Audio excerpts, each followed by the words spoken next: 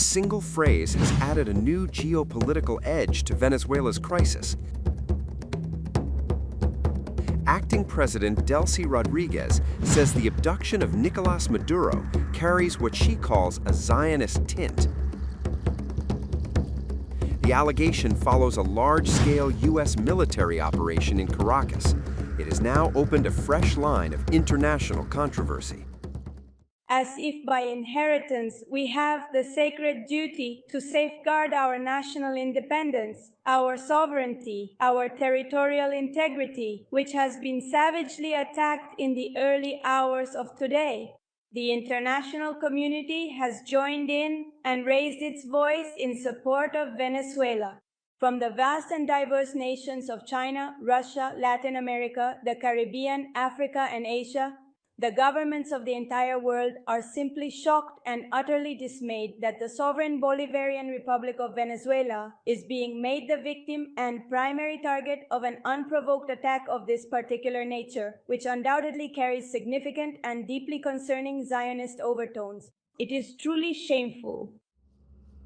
In a televised address, Venezuela's acting president, Delcy Rodríguez, made a striking claim, saying the abduction of Nicolás Maduro carried what she described as a Zionist tint. Rodríguez was appointed interim president by Venezuela's Supreme Court after U.S. forces launched an early morning attack on Caracas, leading to Maduro's removal from the country. According to Venezuelan officials, the operation involved more than 150 aircraft, marking one of the most significant U.S. military actions against the country in years. Rodríguez says Maduro and his wife were flown to a detention facility in New York. She demanded their immediate release, insisting Maduro remains Venezuela's only president. Calling the attack unprecedented, Rodríguez accused Washington of attempting to seize control of Venezuela's vast oil reserves under the cover of military force. Her reference to a Zionist tint pointed, she said, to alleged Israeli involvement or influence in the U.S. operation, a claim likely to intensify diplomatic fallout. Surrounded by military commanders, Rodríguez announced the formation of a National Defense Council and full deployment of Venezuela's armed forces. She declared the country would never again be a colony of any empire, framing the crisis as a fight over sovereignty rather than leadership alone. The Zionist tint allegation adds a new international dimension to an already volatile standoff.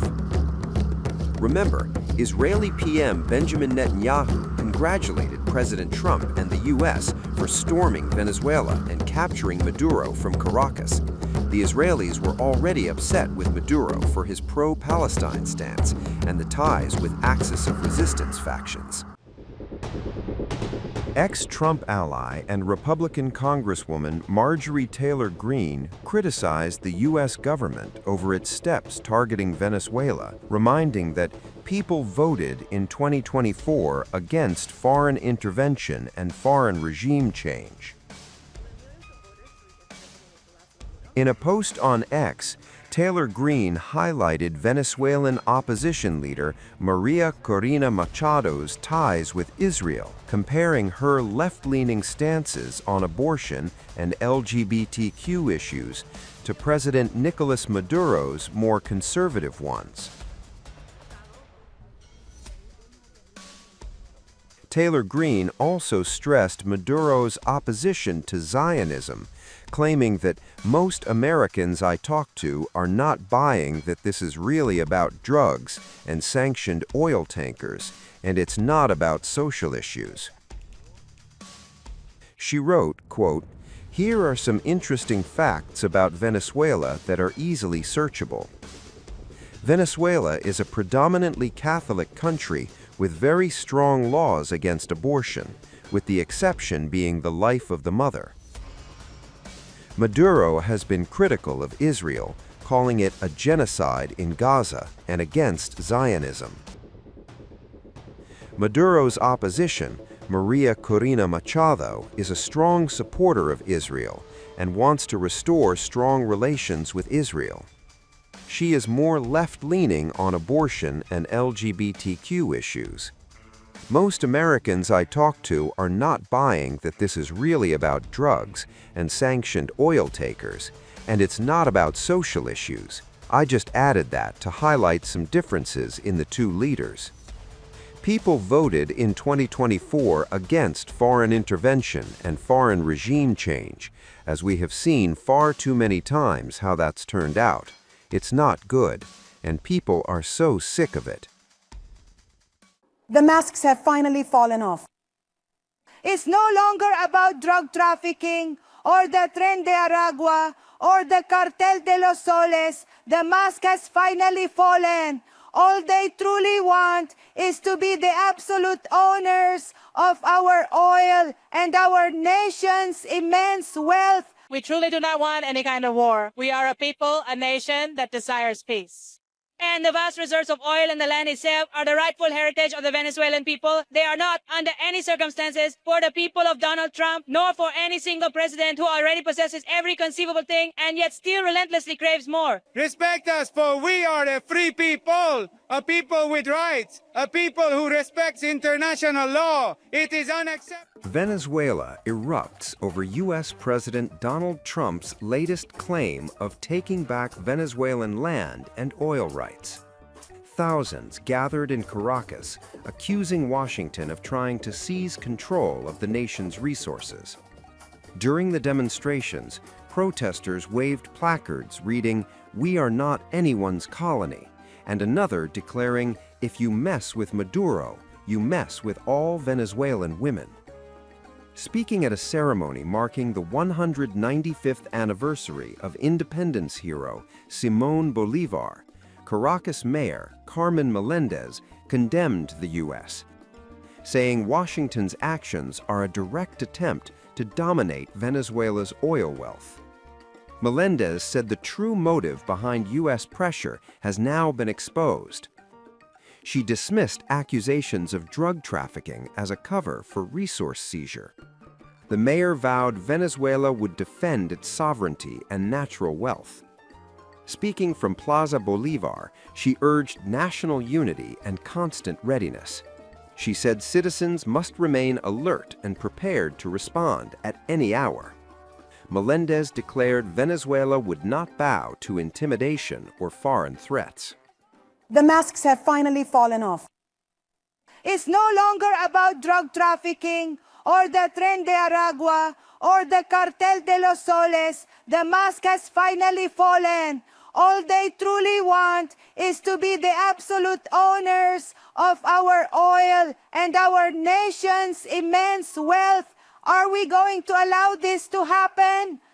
So their true colors are showing now. Just imagine the president from over there, the American president, says they're coming to claim what is theirs. Huh? When was that ever theirs? We ask ourselves, huh? All who love our homeland in national unity are called to be mobilized, to be alert, to be prepared, that if we don't have to sleep, we won't sleep, right? But we are alert that if they call us at 2 in the morning, we will be there. Wherever they may call us, we will be there because we are ready, fully prepared to defend our beloved homeland. Long live the people of... Other speakers echoed anger towards President Donald Trump. Residents rejected demands for Venezuela to surrender land and oil. They stressed the country seeks peace, not conflict or war. Look, I want to tell you, honestly, from here, from the entire Venezuelan people, we truly do not want any kind of war. We are a people, a nation that desires peace.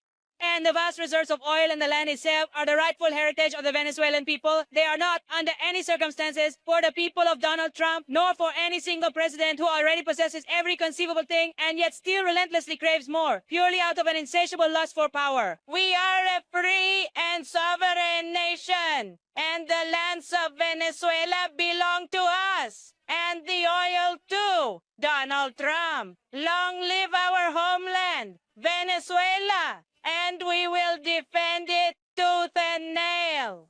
Respect us, for we are a free people, a people with rights, a people who respects international law. It is unacceptable that our President Maduro seeks peace, diplomacy, and upholds the law, yet President Trump does not respect it. So we ask you, President Trump, to stop robbing us and to respect our homeland. But what do I tell Trump? That here Venezuelans are respected? That Venezuela is respected? We are a free and sovereign nation, and we will fight for what is ours. Trump, the only thing that awaits you is what is right here. Well, he should, first he should go to a psychiatrist. He's saying things that are absurd without any sense. But then we tell him that we are a peaceful society and we don't want war, but we are prepared to defend our motherland. We are not going to give up our oil, nor our wealth, nor our land. Trump has said U.S. military operations in the Caribbean will continue. He claimed Venezuela must return oil, land, and assets to Washington. It's the goal of the blockade with Venezuela to regime change.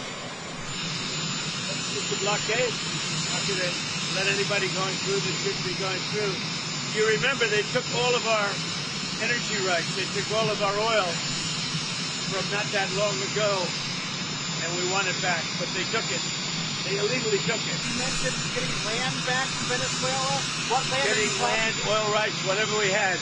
They took it away because we had a president that maybe wasn't watching. But they're not going to do that. We want it back. They took our oil rights. We had a lot of oil there. As you know, they threw our companies out, and we want it back. Caracas has strongly rejected Donald Trump's claims as false and aggressive. Venezuelan President Nicolás Maduro has raised the issue with the United Nations. He warned Secretary General Antonio Guterres of an escalating pattern of threats. Venezuela says its resources belong to its people alone. We are standing firmly on our own land. We are exercising our legitimate and undeniable right. And we are resolutely defending the most sacred and fundamental asset any country possesses, the inherent right to a prosperous future for its children, for its young boys and girls, for all its families, and for its entire nation. War, we have already made our position absolutely clear. We said no, but in the United States, the overwhelming majority of the population is completely and utterly opposed to any form of military intervention. They are saying in the United States, interventionism must finally come to an end. Today I spoke with the Secretary General of the United Nations. We had a long talk. And I fully explained to him the entire escalation of aggressions and threats that we have been subjected to. And what has transpired just yesterday and today when the United States government asserts that the oil belongs to them and that we Venezuelans have stolen their precious petroleum.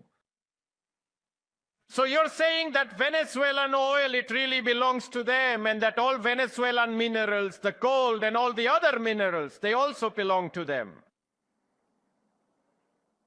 And what we had never heard before, that the lands of Venezuela belong to them, and we must return them immediately. It is quite simply a warmongering and colonialist assertion. And we have stated this repeatedly, and now the entire world can see the truth. The truth has been fully exposed. There is a clear intention in Venezuela to bring about a regime change, to impose a subservient puppet government that would not last even 47 hours. A government that would ultimately surrender the constitution, its national sovereignty, and all of its immense natural wealth, thereby transforming Venezuela into nothing more than a mere colony. Quite simply, that is not going to happen. Never, ever again. Never, never, not in its entire life. Venezuela will never be a colony of anything, of anyone, ever. Our prophet of song, our prophet, our poet. Oh, why today I can truly say that Venezuela has achieved the most powerful level of national unity that we have ever known. And this national union has only one objective: to make international law respected, to make national sovereignty respected by exercising it, and to make the right to peace, to life, and to the future of Venezuela respected. And that right to peace and to life, it will be respected.